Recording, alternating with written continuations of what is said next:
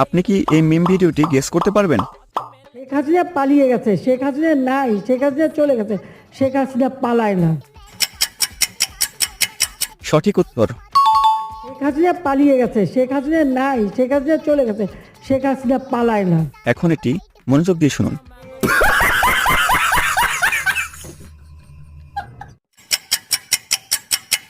Congratulation, যে সঠিক উত্তর দিয়েছে শুধু তারাই ভিডিওতে লাইক করুন।